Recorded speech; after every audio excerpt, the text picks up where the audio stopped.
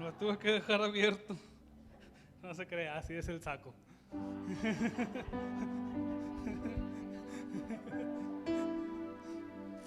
Dios le bendiga, hermano. Es de verdad un placer estar con ustedes.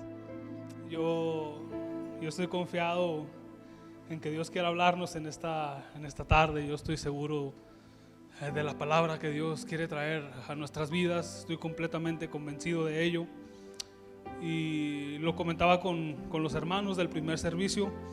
Regularmente no me gusta mencionar el proceso el cual llevo cuando creo mis sermones o cuando Dios creo que me da una palabra y me pongo a escribir, pero en esta ocasión merece la pena platicarles un poco de cómo fue que Dios ha traído este mensaje a mi vida, cómo creo que lo va a traer a cada una de la vida de cada uno de los que estamos aquí. Cuando me hablan y cuando me comentan que si pudiera compartir el mensaje de la palabra de Dios este domingo, yo estaba muy convencido de lo que quería hablar. Yo estaba muy convencido de un mensaje que yo quería impartir. Yo incluso estaba muy convencido de lo que les iba a hablar este domingo. Y era algo, para mi parecer, algo atractivo el día que lo leí en ese libro y que vi ese documental, el cual me hablaba a mi persona y que yo pensaba que Dios pudiera hablar a través de eso también a su vida. Y era tan atractivo que a mi parecer incluso le puse un título y le puse Apunta al centro, hablando acerca de los tiradores con arcos, y en base a ello desarrollé un sermón y desarrollé un escrito. Estuve en mi casa algunos días, leí algunos libros, me documenté un poco y en base a ese tema yo busqué trabajar un sermón que yo parecía o que yo creía que era el indicado para compartir en esta tarde. Y recuerdo que trabajé escasos 2 o 3 días en ese sermón, y en una de mis noches de oración, que no me gusta hablar tampoco de ellas, pero vale la pena mencionarlo, sentí como Dios me dijo: ese sermón que tienes, lo quieres hablar tú, ¿verdad? O sea, es algo que tú quieres hablar. Y yo le dije: en realidad sí. Y me dijo: ¿ya has pensado qué es lo que yo quiero hablar? O sea, tú te emocionaste, a ti te gustó, tú consideraste correcto elaborar ese sermón y para ti tú lo quieres predicar, pero ya me preguntaste qué es lo que yo quiero hablar. Y recuerdo que solo me quedé callado y le dije: tienes razón, esto es lo que yo quiero hablar, pero importa lo que tú quieres hablar, importa lo que tú quieres decirle a la iglesia, importa lo que tú quieres decirle a Manantial de Vida, importa lo que tú tienes el mensaje para los corazones. El Señor me dijo: yo los conozco, tú no conoces su necesidad, yo sí. Tú no conoces su aflicción, yo sí. Tú no conoces sus problemas, yo sí los conozco. Eso es lo que tú quieres hablar, pero lo que yo quiero hablar es algo distinto. Recuerdo que solamente cerré mis ojos y empecé a trabajar con un nuevo objetivo, con una nueva meta, con una nueva palabra. Una palabra que no viene de parte mía, sino que una palabra que viene directamente del corazón de Dios. Y yo así lo creo. Yo preguntaba en la mañana cuántos de ustedes o cuántos de los que están aquí vienen a ver qué les habla el predicador. Hubo por ahí uno que otro amén. Y yo les recomendaba y les decía: cuando venga a este lugar, hermano, si bien los predicadores somos un instrumento, somos una herramienta, yo le aconsejo que cuando esté parado en esa puerta, antes de entrar, le diga a Dios: Dios, ¿tú qué me quieres hablar? Dios, ¿tú qué quieres hablar a mi vida? Dios, ¿tú qué quieres hablar a mi corazón? Nosotros no dejaremos de ser un instrumento o un medio, pero el que habla en nuestros corazones, el que toca, el que cambia, el que transforma, el que hace la obra es Dios. Nosotros simplemente hablamos a las personas que están en este lugar, lanzamos el mensaje, y el que hace la obra, el que toca los corazones, el que toca donde nosotros no podemos tocar, es Dios y es el Espíritu Santo. Así que, hermano, yo estoy muy convencido de verdad que Dios quiere hablar a su vida. Si usted hubiera venido y yo le hubiera predicado lo que quería predicarle, quizás su vida saliendo de aquí sería completamente la misma. Quizás no hubiese habido ningún tipo de cambio. Quizás se hubiera ido de este servicio sin una palabra de parte de Dios.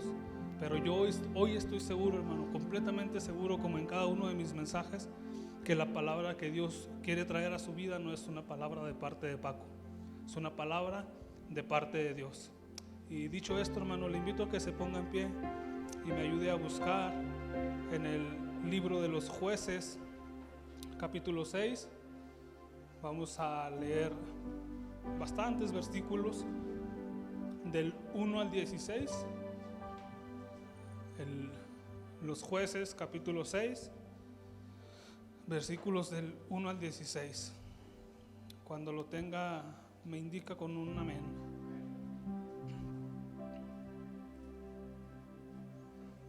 Es bastante larga la porción bíblica del día de hoy, hermano. Le voy a pedir me siga con su vista y me siga con un espíritu de saber que Dios nos quiere hablar a nuestras vidas.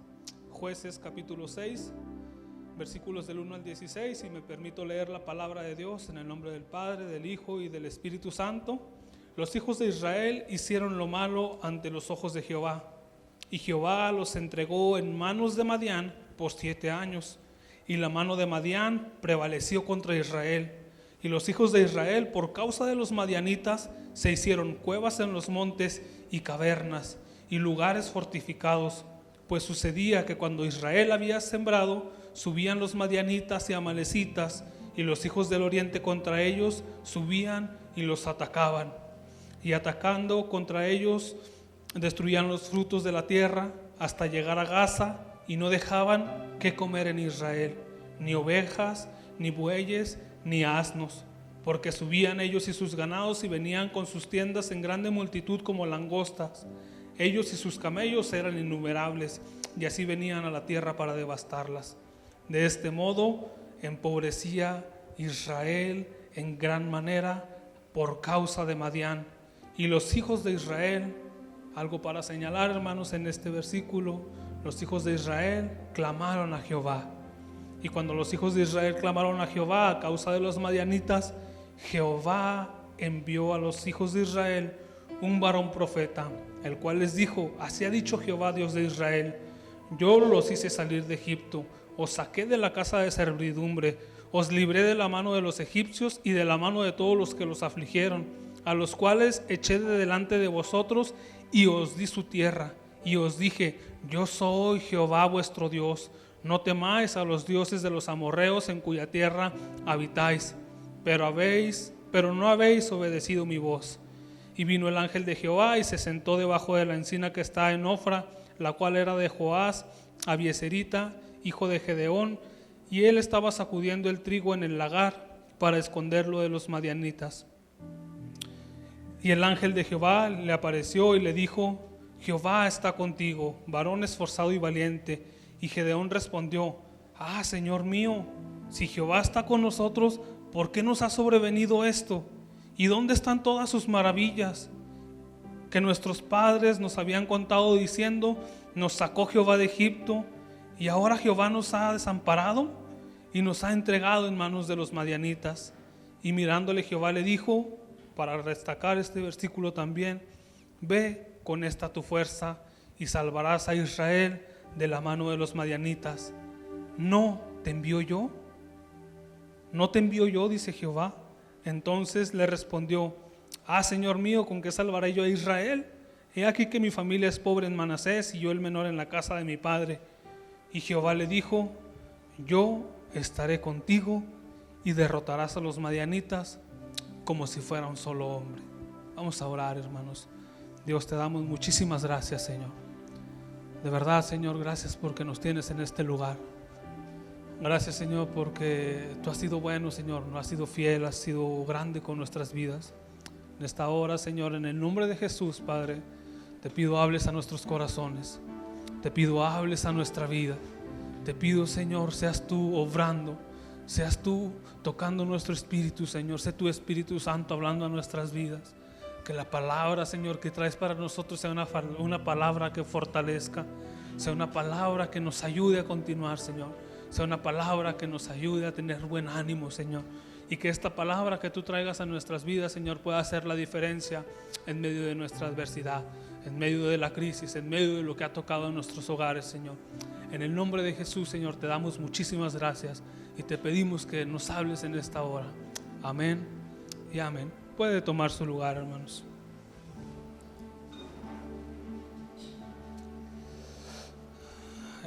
pasaje que leímos para mí es un pasaje de llamar la atención. La historia no termina aquí, hermanos, es más larga.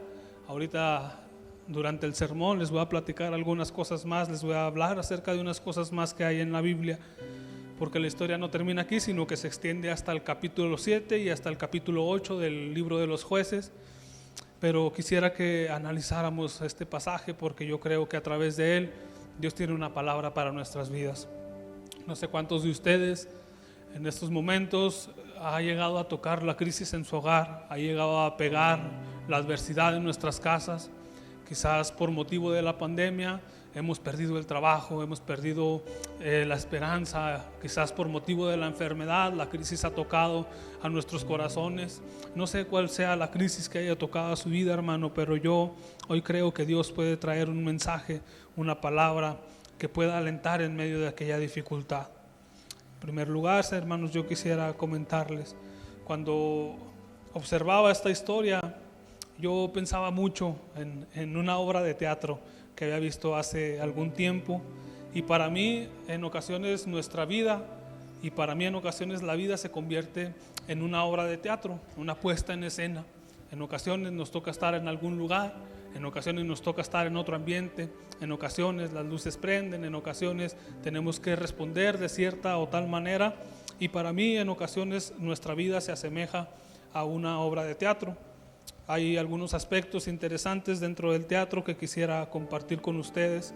En primer lugar, se dice que el teatro se originó en Atenas, pero a través de los años ha ido cambiando a lo que se conocía como el teatro antiguo, y hoy se dice que existen 9 oficios que dan vida al teatro actual. Unos de ellos son el área de vestuario, el área de sonido, el área de maquinería, el área de utilería, el área de producción, obviamente el elenco, el área de caracterización, el área de maquillaje, y una que yo quisiera que tuviéramos a bien tomar en cuenta para la prédica de esta tarde, que es el área de iluminación.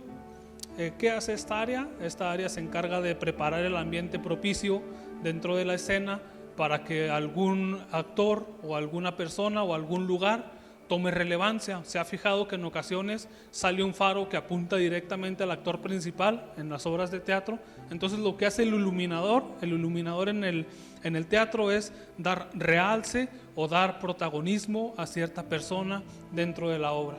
Y en ocasiones, hermanos, así suele ser en nuestras vidas. Yo puedo observar en medio de esta historia, hermanos, que el pueblo de Israel estaba atravesando una enorme crisis, estaba atravesando una enorme dificultad, estaba atravesando un problema grande en realidad, estaba atravesando por la escasez, estaba atravesando por algunas circunstancias que les eran muy adversas. Y como si fuera una obra de teatro, hermanos, en algún momento el Señor, que es el iluminador, posa su faro sobre una persona llamada Gedeón.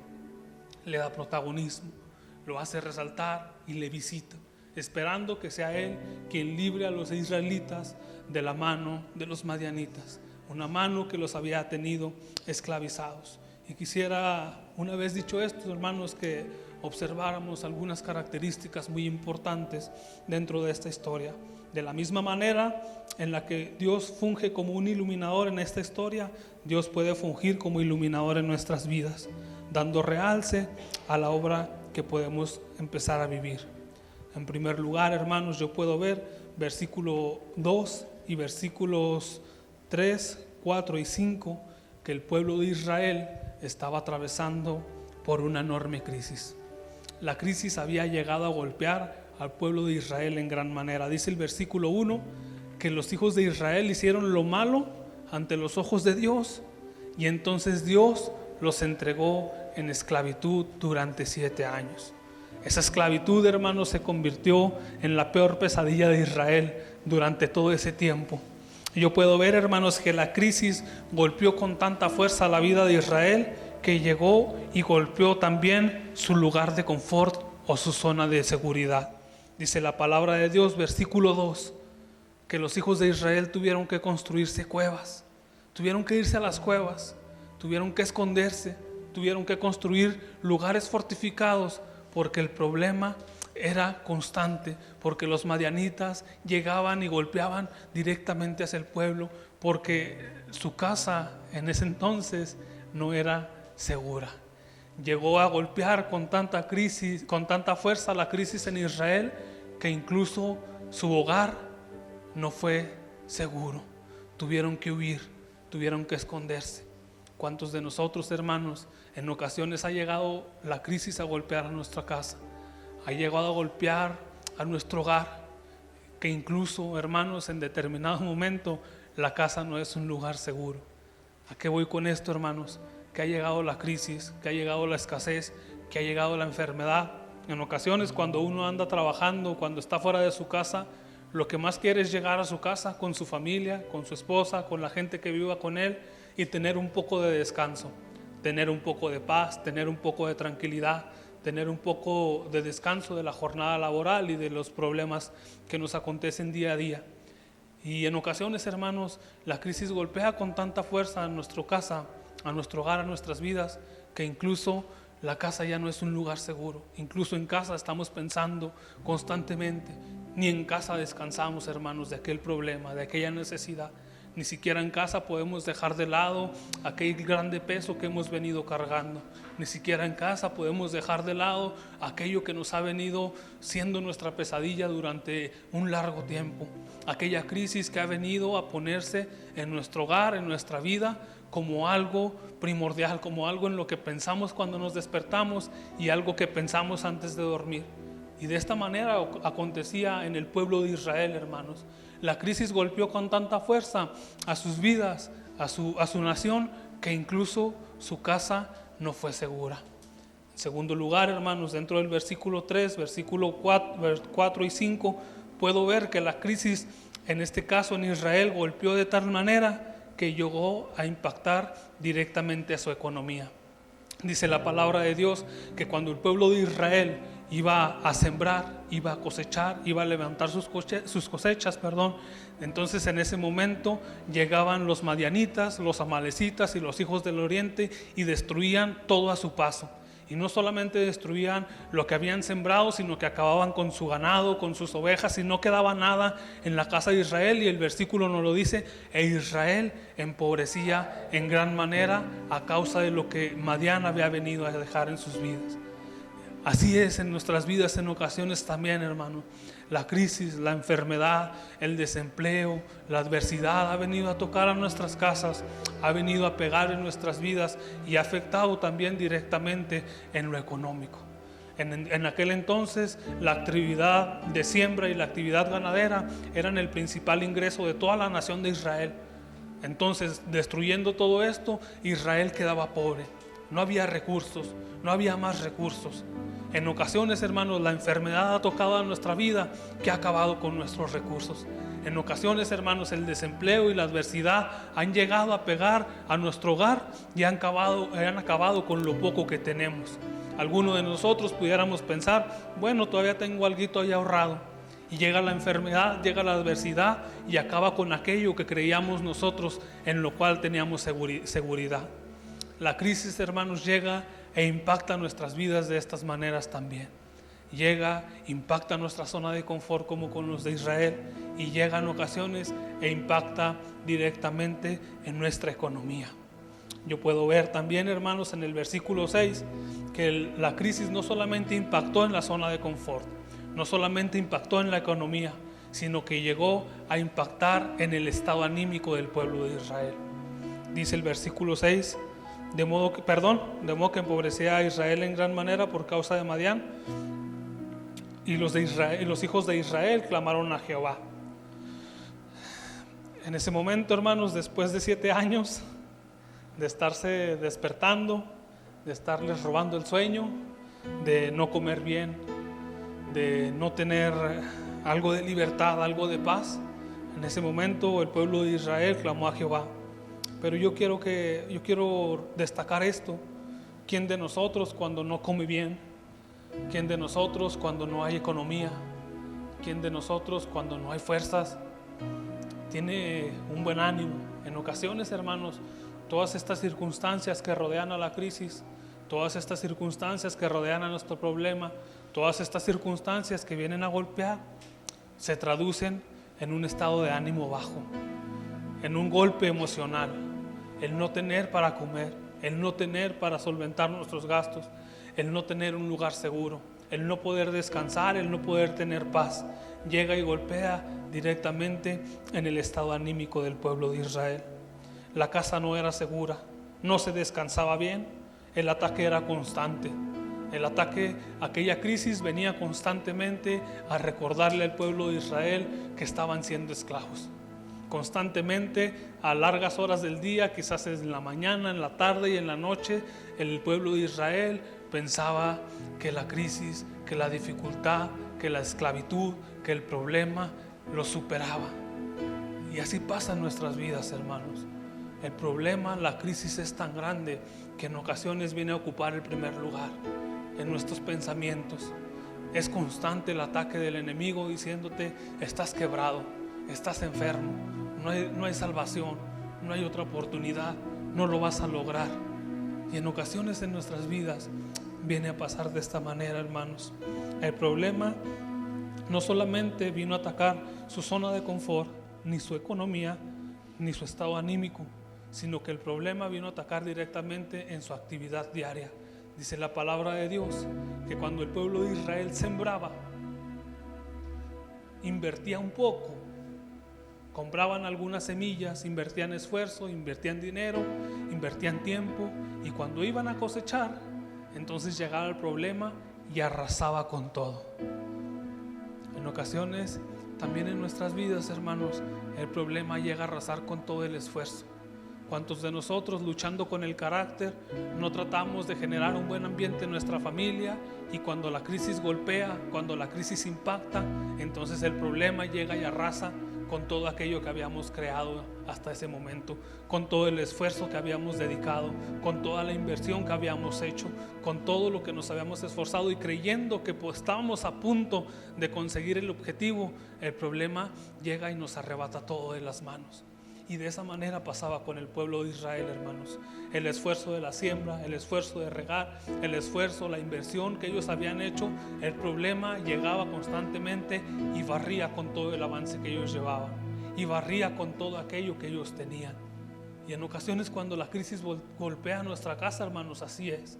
Creemos que hemos avanzado en nuestro carácter, en nuestra enfermedad, en nuestra dificultad, y llega una vez más la crisis a arrasar con todo. El pueblo de Israel vivía esto constantemente. El problema se hallaba dentro de las comidas familiares. En el pueblo de Israel, cuando se sentaban a la mesa, cuando conversaban, quizás la única conversación era decir: estamos acabados, estamos esclavizados, tenemos que escondernos. Vivían con temor día con día. Era lo primero que pensaban al despertar y lo último que pensaban al acostarse. ¿No les suena familiar eso, hermanos? ¿Quién se identifica con este tipo de problemas que han llegado a nuestras vidas, que han llegado a golpear en nuestras vidas?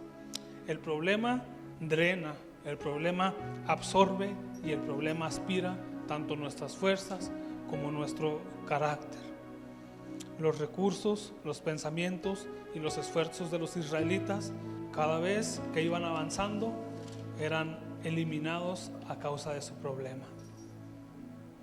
En ocasiones el problema ha llegado a golpear de esta manera en nuestras vidas. Pero yo puedo ver algo, hermanos, dentro del panorama, dentro de la adversidad, dentro de la dificultad, dentro de la estadística, hermanos. Yo puedo ver que en medio de la crisis, que en medio de ese problema, Dios en su infinita misericordia envía una promesa. Versículo 8 dice: Jehová envió a los hijos de Israel un varón profeta, al cual les dijo: así ha dicho Jehová, Dios de Israel, yo os hice salir de Egipto, y yo os saqué de casa de servidumbre, os libré de la mano de los egipcios y de la mano de todos que los afligieron, a los cuales eché de delante de vosotros y os di su tierra. Yo os dije: yo soy Jehová vuestro Dios, no temáis a los dioses de los amorreos en cuya tierra habitáis, pero no habéis obedecido a mi voz. Cierra en el versículo 10. Y qué bueno que aquí no termina el trato de Dios con su pueblo, hermanos, porque si aquí terminara, esto sonaría como una sentencia. Yo les dije, yo los liberté de la esclavitud, yo los liberté de aquellos que los oprimían, les di libertad, no solamente física, sino también mental. Eliminé a sus enemigos, acabé con su problema, acabé con su crisis. Y no solamente eso, les prosperé, porque dice Dios, les di su tierra, los hice prósperos, les di su lugar. Y yo les dije, yo soy Jehová, yo soy suficiente. Pueblo de Israel, yo soy suficiente. Y ustedes no oyeron mi voz, no hicieron caso. Y qué bueno que el mensaje no termina aquí, hermanos, porque si así fuera, esto sería una sentencia para cada uno de nosotros, para el pueblo de Israel y quizás para alguno de nosotros. En cuanto Dios nos dice, yo te liberté de la esclavitud, yo te sané, yo te prosperé, yo te di un nuevo camino, yo te di un nuevo despertar, yo te di nuevas fuerzas, yo te prosperé, yo te hice avanzar y tú no obedeciste a mi voz. Yo te dije, yo soy suficiente. Y muchos de nosotros en ocasiones no hemos entendido que Dios es suficiente, que solo Dios es suficiente. Y si aquí terminara el mensaje de Dios, esto sería una sentencia, hermanos, porque dice Dios, pero no obedeciste a mi voz. Si aquí terminara el mensaje, entonces Dios nos diría, tú tomaste una mala decisión, adelante, arréglatelas como puedas. Tú hiciste una mala inversión, atente a las consecuencias. Tú no cuidaste tu salud, entonces afronta las consecuencias. Tú no me hiciste caso, no entendiste que yo era suficiente, entonces arréglatelas tú mismo. Tú no obedeciste a mi voz, entonces la consecuencia está frente de ti. Pero nuestro Dios no es así, hermanos. Qué bueno que aquí no termina el mensaje de Dios. Qué bueno que aquí no termina la palabra. Porque si bien es cierto, Dios ha hecho una obra en nuestra vida y la había hecho en el pueblo de Israel, yo veo como Dios le estaba diciendo a Israel, yo, quien abrí el mar, en medio de la dificultad, los hice caminar por la ruta menos pensada. En medio de la dificultad, abrí el mar, envié las plagas a Egipto, derribé completamente al ejército del faraón. Yo les prosperé, les di de comer en el desierto, les envié maná y no solo maná, les envié codornices, hice brotar agua del desierto, hice fructificar sus tierras. Y yo mismo, dice Jehová, aquí estoy de nuevo. Si bien es cierto, no han obedecido a mi voz, aquí estoy de nuevo. Sigo siendo el mismo, no he cambiado.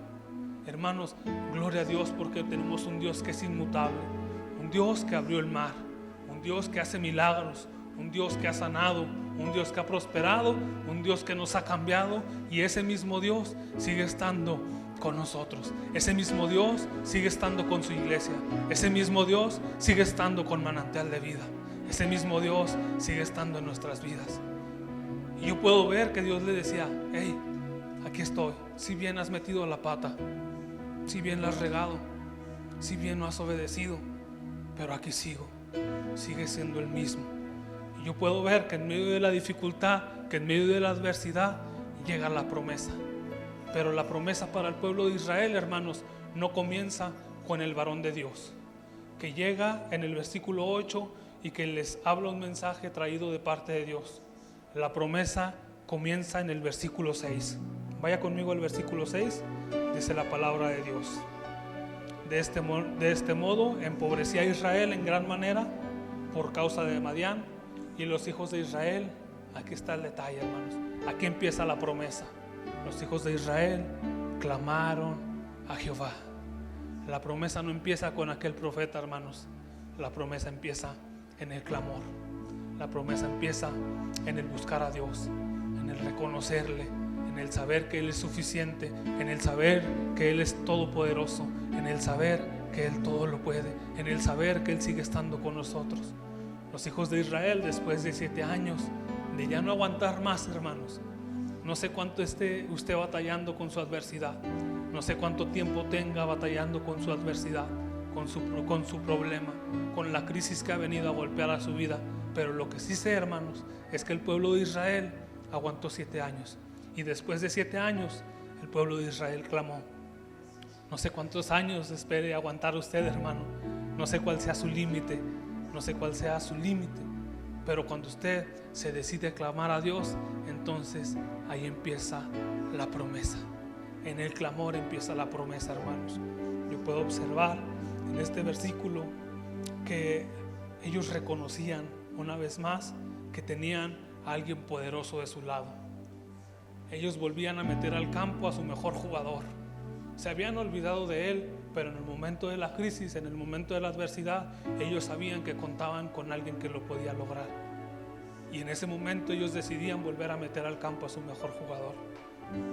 Y yo puedo ver, hermanos, en nuestras vidas que es necesario que nosotros entendamos que la adversidad nos ha superado, que nosotros entendamos que la adversidad ha venido a montarse como primer lugar en nuestras vidas, que la adversidad ha llegado a golpear con fuerza nuestra casa, que quizás ya no tenemos recursos, que quizás ha acabado con nuestra paciencia, con nuestro esfuerzo, con nuestra seguridad.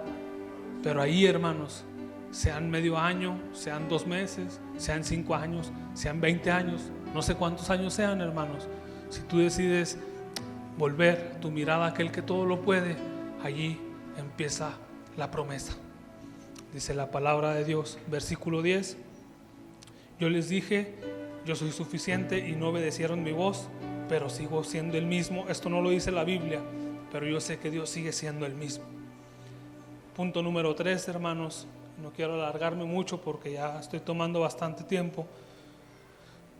Cabe destacar en medio de esta historia que junto con la promesa viene el llamado. Junto con la promesa, Dios llega el momento en el que va a iluminar, en el que va a apuntar el faro hacia tu vida y va a decir: ok, es momento que tomes protagonismo, es momento que te pares a luchar por tu familia, es momento que empieces y te pongas en la línea de batalla, es momento, oh Gedeón, que empieces a luchar por tu pueblo, es momento, Gedeón, que empieces a luchar por tu familia, es momento que te quites esa mentalidad de esclavitud, es momento que te quites aquella mentalidad que Madián ha venido a implantar en tu cabeza. Es momento de que tomes protagonismo. Y llega el llamado, hermanos, a la vida de Gedeón. Yo puedo ver en el versículo 11, dice la palabra de Dios: vino el ángel de Jehová y se sentó debajo de la encina que estaba en Ofra, la cual era de Joás, abieserita, y su hijo Gedeón estaba sacudiendo el trigo en el lagar para esconderlo de los madianitas. Nótese esta frase, hermanos. Gedeón estaba rescatando lo poco que podía.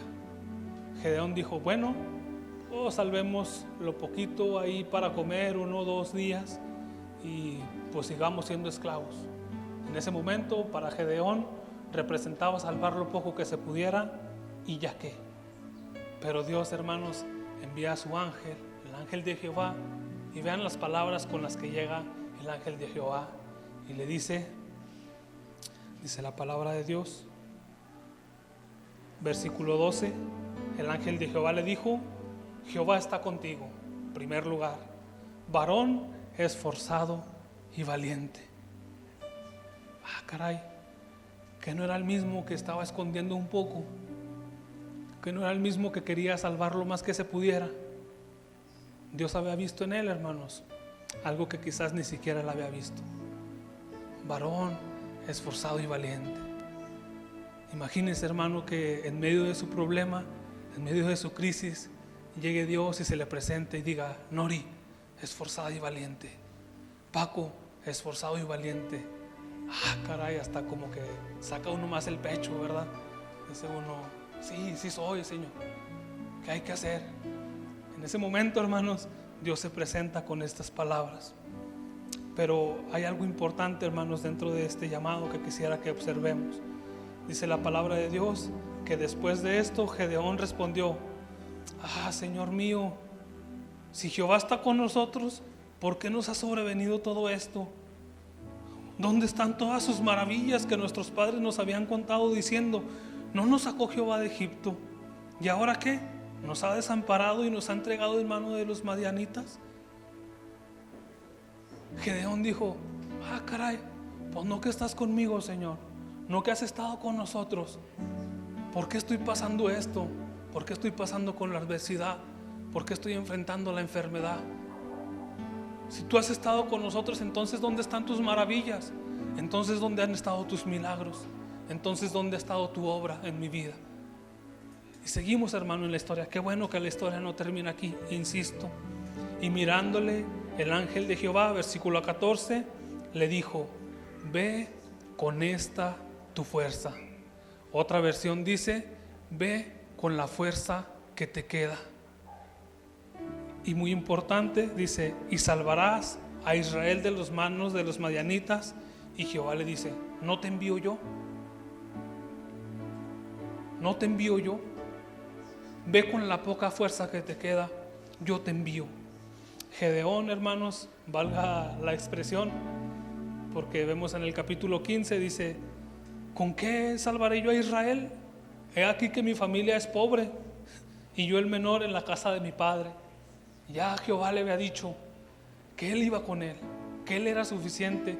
Y Gedeón decide mostrar su currículum ante Dios, valga la expresión: Señor, no soy la persona adecuada, no soy el tipo de persona que los demás siguen, no tengo lo necesario, Señor, para llevar a cabo esa gran tarea. Y esto sin dudar me remonta a la historia del Éxodo, cuando Moisés es llamado en medio de la zarza, que también Moisés presenta su currículum y dice: Señor, pero espera, yo acabo de matar a algunos egipcios, el faraón me busca para quitarme la vida. Mira, Señor, soy tartamudo, oye, no tengo lo necesario, no tengo lo que se necesita para el papel, no puedo. Y Dios le dice: qué bueno que aquí no termina la historia, porque le dice Jehová en el versículo 16, Jehová le dijo: ciertamente yo estaré contigo y derrotarás a los madianitas como a un solo hombre. O sea, no importa tu currículum, Gedeón, yo estoy contigo, yo soy suficiente, yo soy el que todo lo puede. Si bien tú no puedes, si bien te quedan pocas fuerzas, yo estoy.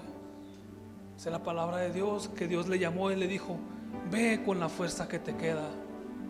Y yo creo que Gedeón le dijo: Señor, pero mira, no me he alimentado bien, en verdad mis defensas están bajas, no he podido descansar tranquilo desde que Madián tiene su campamento montado en contra de nosotros. Mira, Señor, le he llevado muy poca comida a mi familia, no he podido descansar. La adversidad me ha quitado el sueño, me ha robado la paciencia, me ha menguado las fuerzas. Pero Dios le dice: yo estaré contigo. O sea, ve con esas pocas fuerzas, y con esas pocas fuerzas es suficiente. Y en este versículo, hermanos, radica el título del mensaje, que se llama ¿y qué importa? ¿Y qué importa, Gedeón, que tengas pocas fuerzas? ¿Y qué importa, Gedeón, que hayas estado cansado?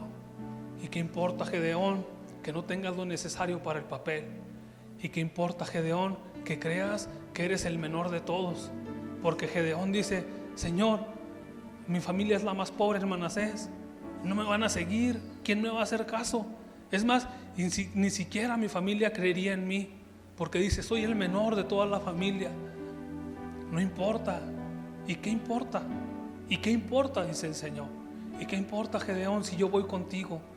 ¿Y qué importa, manantial de vida, si yo estoy contigo? ¿Y qué importa, hermano, si Dios está con nosotros? ¿Y qué importa que no tengamos el currículum mejor para llevar a cabo la obra de Dios? ¿Y qué importa que estemos carentes de fuerzas en estos momentos? ¿Y qué importa si el problema ha llegado a golpear nuestra economía y carecemos? ¿Y qué importa si el problema ha llegado a golpear nuestra salud e incluso tenemos poca salud? Porque dice Dios: ¿y qué importa? O sea, ¿y qué importa si estoy yo? ¿Y qué importa si yo todo lo puedo? ¿Y qué importa si en mi mano tengo el poder para hacer y deshacer, Gedeón? ¿Y qué importa si con una sola palabra yo puedo cambiar la circunstancia? ¿Y qué importa? Porque si yo solamente muevo una ficha, la circunstancia cambia totalmente. ¿Y qué importa, manantial de vida, si Dios está con nosotros? Puedo observar, hermanos, dentro de esta promesa, que Dios nos señala y nos recalca: ¿y qué importa? Y viene lo siguiente en el versículo 16: vencerás al ejército como si fuera un solo hombre. Yo sé que te queda solo un poco de fuerza, manantial de vida, pero con esa ve, dice el Señor, con esa poca que puedas tener, con esa ve, porque qué importa si yo estoy contigo.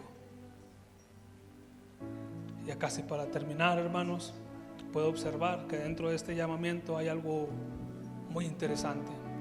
Dice la palabra de Dios, ya nos vamos hasta el capítulo 7, versículos del 2 al 7, que dice la palabra de Dios, que Dios le habla a Gedeón y le dice: Gedeón, el ejército que tienes contigo es demasiado. En lugar de darte más armas, en lugar de darte más hombres, en lugar de darte más gente a caballo, en lugar de proveerte de más armas, vamos a restar, Gedeón, ¿qué te parece? ¿Cómo, Dios? O sea, vamos contra un ejército, ¿cómo que vamos a restar? Dios le dice: la gente que tienes, Gedeón, es demasiada. Vamos a tener que hacer una resta. De esos 32,000 hombres que tienes, solo vas a ir con 300. ¿Por qué? Porque si tienes demasiados, el pueblo de Israel va a decir: éramos más hábiles que los de Madián. Nuestras fuerzas, nuestros soldados estaban preparados para combatir contra 5 de cada uno de ellos. Nosotros lo pudimos haber hecho solos. Y Dios dice: no, el crédito me toca a mí, la gloria es para mí, los milagros los hago yo. Así que en medio de tu adversidad, Gedeón, en medio de aquella crisis, en medio de aquel panorama, Gedeón, ¿qué te parece? No vamos a sumar, vamos a restar. Y yo le quiero decir una cosa, hermanos, que viene de parte de Dios. Cuando la crisis ha golpeado su vida y parece que en lugar de sumar se restan las fuerzas, se restan los contactos, se resta la economía, se resta la salud, entonces estás más cerca de que Dios haga el milagro en ti, de que sea Dios quien se lleve el crédito, de que sea Dios quien se lleve la honra. Parecía muy descabellada la idea, parecía muy ilógica la idea. Imagínense a Gedeón: oye, Señor, ¿cómo? O sea, yo estoy confiando en todo el ejército que tengo detrás, tengo 32,000 hombres, y tú me dices que vaya con 300. ¿Sí? Gedeón, en lugar de sumar, en esta ocasión, en esta crisis, vamos a restar, porque el crédito es para mí, dice el Señor. Vamos a ver, hermanos, que no importa la estadística, no importa que en lugar de sumar estemos restando, porque cuando Dios está, ¿y qué importa? ¿Y qué importa si Dios está ahí? ¿Y qué importa que tengamos que ir con lo menor que nos queda? Para no hacer tan largo, ya estoy terminando. Dice la palabra de Dios en el capítulo 7, versículo 22. Vaya ahí conmigo en su Biblia, hermanos. Dice la palabra de Dios: y los 300 tocaban las trompetas, y Jehová puso la espada de cada uno contra su compañero en todo el campamento, y el ejército huyó hasta Betzita en dirección a Cererea y hasta la frontera de Abel Mehola en Tabat. Dice la palabra de Dios que Dios le dio instrucciones a estos 300. Le dijo a Gedeón: vas a hacer grupos de 100, vas a dividirlo en 3 grupos, van a ir hasta este lugar y ustedes lo único que van a hacer es tocar la trompeta. De lo demás me encargo yo, dice el Señor. Y cuando aquellos 300 hombres hubieron tocado la trompeta, el ejército contrario se empezó a matar entre ellos. Hubo una gran confusión, no supieron quiénes eran los rivales y entre ellos empezaron a aniquilarse. Así que, hermanos, hubo una resta, pero ¿qué cree? Ninguno de esos 300 hombres tuvo que ni siquiera desenvainó la espada. Ni uno solo de esos 300 hombres desenvainó su espada, ni se puso en la línea de batalla. Ni uno solo de esos 300 arriesgó su vida. ¿Por qué? Porque en esta ocasión la batalla era de Dios.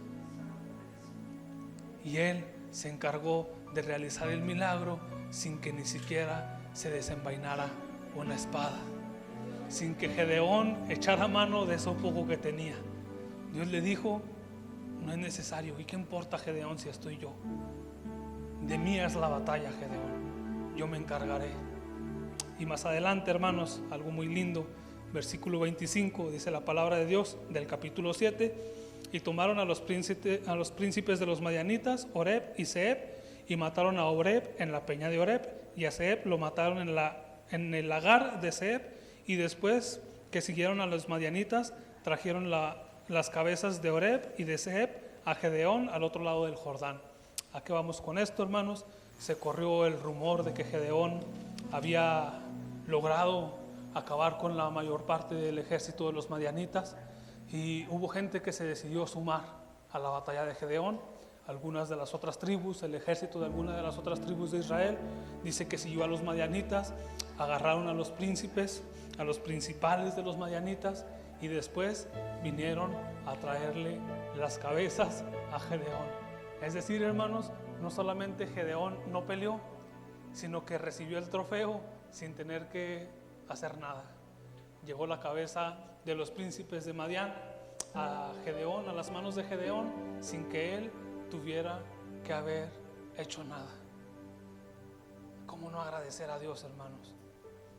Tenemos un Dios que puede traer la victoria a nuestra vida, que en medio de aquella crisis que ha golpeado, que ha trastornado nuestra casa, que ha tocado en lo profundo de nuestro corazón, que ha venido a robarnos la calma, que ha venido a quitarnos la paz, tenemos un Dios, hermano, que nos puede dar la victoria, incluso sin siquiera pelearla, sin siquiera hacer uso de nuestros recursos. Yo creo en ese Dios, hermano. Yo creo en ese Dios. Mi fe está puesta en ese Dios. Mi fe no está puesta en un Dios que es limitado. Mi fe no está puesta en un Dios que está crucificado. Mi fe no está puesta en una imagen. Mi fe está puesta en un Dios que hace milagros, en un Dios que es vivo y en un Dios que sigue obrando a favor de su pueblo. Mi fe no está puesta en un libro, hermanos. Mi fe está puesta en el Dios vivo, en el Dios que todo lo puede, en el Dios que sigue haciendo milagros. Y anhelo que de esa manera su fe esté puesta en Él. Para terminar, hermanos, no importa cuánto tiempo hayas batallado con el problema, no importa qué tan dura sea la crisis. Cuando Dios llega y entra en la ecuación, dice un predicador, las cosas cambian. Cuando Dios llega y está en el lugar, te hace un llamado, te ha dado la promesa y te toca tomar protagonismo, entonces las circunstancias son completamente diferentes. Entonces Gedeón, la victoria está asegurada. ¿Y qué importa? ¿Y qué importa si tienes poco? ¿Y qué importa si has querido desmayar? ¿Y qué importa si has quedado escaso? ¿Y qué importa, Gedeón, si Dios está contigo? ¿Y qué importa, manantial de vida, si Dios está contigo? Puede ponerse en pie, hermanos.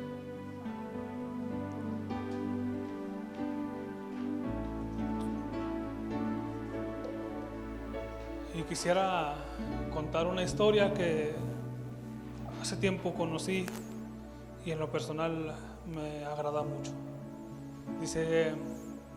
Cuenta de un boxeador, hermanos, que se encontraba preparándose durante 8 meses para pelear o combatir por el título mundial de su división. Este peleador, hermanos, tuvo que cambiar su rutina de entrenamiento, tuvo que sacrificar algunos días con su familia, tuvo que prepararse en las montañas, tuvo que prepararse en el gimnasio, tuvo que prepararse psicológicamente, tuvo que cambiar su dieta, su alimentación y tuvo que cambiar su rutina diaria, hermanos, para poder lograr aquel objetivo que él tenía, que era hacerse con el título mundial en su división. Se preparó durante 8 o 9 meses y llegó el momento de la batalla, hermanos, llegó el momento de la pelea y esta persona subió al ring. Y él comenta y dice, yo estaba completamente seguro de lo que habíamos trabajado mi entrenador y yo en el gimnasio. Yo estaba completamente seguro de la preparación que había tenido. Yo estaba completamente seguro y había estudiado su técnica y sabía que lo podía derrotar. Yo había visto sus videos y sabía que teníamos una oportunidad.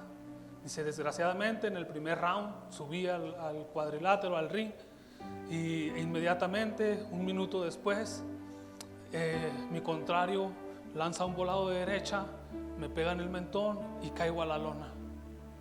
Recuerdo que me levanto aturdido, sin saber qué estaba pasando. Por suerte me salvó la campana y llego a mi esquina, dice el boxeador, y mi coach, mi manager me dice, continúa, sigue adelante, hemos hecho lo necesario, hemos estudiado lo necesario, nos hemos preparado lo necesario, sigue en pie, la pelea apenas comienza. Dice él, volví al ring de nuevo y fue lo mismo. Mi contrario cada vez más ganaba más puntos, cada vez acertaba más golpes, cada vez yo estaba más confundido, no sabía qué estaba pasando. Mi preparación estaba siendo nula, mis capacidades estaban siendo escasas. Dice, y en el asalto número 8 me parece, una vez más, un golpe impacta en mi cara y recuerdo que volví a caer al piso. La contienda por puntos estaba terminada. Recuerdo haber llegado a mi esquina y mi coach me vuelve a decir, hey, mantente en pie, todavía no termina la batalla, todavía no termina, son 12 rounds, sigue en pie. Hemos trabajado, hemos luchado, tenemos lo necesario, mantente en pie. Del capítulo 8 al capítulo 11 nada cambió, hermanos. Siguió siendo una pelea muy dispareja y esta persona perdía toda esperanza. En el capítulo 11, en el round 11 dice, llegué a mi esquina y mi coach me dijo, solo mantente en pie. Mira, cuando él está lanzando un jab y después un volado de derecha, descuida un poco su guardia. Solo mantente en pie y espera el momento. Empezó el round número 12, dice, yo sabía que había una oportunidad. Empezó y en mi mente solo estaba, mantente en pie, mantente en pie, mantente en pie. Cerca de 10 minutos para finalizar la pelea, con todas las probabilidades nulas, con todas las fuerzas agotadas. Una vez más, mi contrincante vuelve a lanzar esa combinación, un jab y un volado de derecha. Logro esquivar, conecto en el lugar adecuado, conecto en el mentón de mi adversario y hago un knockout técnico. Y le preguntan, ¿y qué aprendiste? Que tenía que mantenerme en pie. Mi coach me dijo, mantente en pie. Mi coach me dijo en la esquina, tú mantente en pie, que aún tenemos posibilidad. Hermanos, en ocasiones nos toca mantenernos en pie, aunque la batalla sea muy dispareja, aunque la batalla sea muy abrumadora. El coach, Dios, hoy nos dice, aún hay una oportunidad, solo mantente en pie. Así como está, hermano, le voy a pedir, cierre sus ojos. Si es que Dios hablaba a su vida, le voy a pedir, eleve una oración y juntos adoremos a nuestro Dios por lo que ha hablado en nuestras vidas. Dios, de verdad, te damos muchas gracias, Señor. No cabe duda, Señor, que tú nos amas. No cabe duda, Señor, que seguimos estando en tus pensamientos. No cabe duda, Señor, que seguimos estando en tus planes. Señor, aquí estamos tratando de mantenernos en pie. Sabemos, Señor, que contigo aún hay una oportunidad. ¿Y qué importa, Señor, si tú vas? ¿Y qué importa si ya no tengo fuerzas? ¿Qué importa, Señor, porque tú estás ahí? Señor, la adversidad, la crisis ha golpeado duro en mi casa. No puedo, Señor, con el carácter de mi esposo. No puedo, Señor, con el carácter de mis hijos. No puedo, Señor, con esta situación financiera. Señor, no puedo con esta enfermedad. Rey, no puedo con esto que ha venido a golpear y acabar con mi confort, con mi seguridad, Señor. Pero qué importa, Padre, si he menguado, si tú estás. Si tú que todo lo puedes, ahí estás, Señor. Si tú que todo lo puedes, Señor, estás dispuesto a ayudarnos, Señor, una vez más. Si tú, Señor, hoy nos has dicho que no has cambiado, Señor, que el mismo Dios que ha hecho milagros, que el mismo Dios que abrió el mar, que el mismo Dios que nos salvó, que nos prosperó, que nos libertó de la esclavitud, sigue con nosotros. Y qué importa si ya no hay fuerza, Señor, porque tú estás ahí. Tú estás ahí con nosotros, Señor. Gracias, Señor, por la palabra que has traído a nuestros corazones. En esta hora, Señor, recibo esta palabra de parte tuya. No una palabra de parte de Paco, Señor, sino una palabra que viene directamente de tu corazón. Señor, lo recibo y lo creo, Señor. Yo sigo creyendo en ese Dios que tiene un milagro preparado para mí, en ese Dios que aunque pasen 7 años, sigue teniendo un plan. Que en ese Dios que aunque las fuerzas hayan escaseado, sigue obrando a nuestro favor. En ese Dios en el que no importa que se esté restando en medio de la adversidad, Él va a hacer la obra completa y la lucha es de Él. Recibo esa palabra, Señor, de parte tuya. Recibo esa palabra en mi corazón. Rey, en el nombre de Jesús, yo oro, Señor, por mis hermanos. Porque esta palabra, Señor, que hayas traído a nuestras vidas, sea el cambio, Señor. Sea el inicio, Padre. Sea la diferencia en medio de nuestra dificultad. Sea la diferencia en medio de la crisis, Señor. Te reconocemos a ti como quien ha traído la palabra a nuestro corazón. Reconocemos que el Espíritu Santo es quien ha hablado y lo creemos. Seguimos creyendo en ese Dios. Seguimos creyendo en ese Dios que nos dice: mantente en pie, que todavía hay una oportunidad. Dios, en el nombre de Jesús, Señor, obra en nuestras vidas, obra en nuestra dificultad, Señor, obra en nuestra adversidad. Clamo, Señor, por cada uno de los que estamos aquí, Padre, que seas tú trayendo, Padre, esa convicción a sus corazones, que seas tú trayendo, Señor, esa convicción a nuestras vidas, que esa palabra que has hablado, Señor, sea la diferencia. En el nombre de Jesús, Señor, en el nombre de Jesús.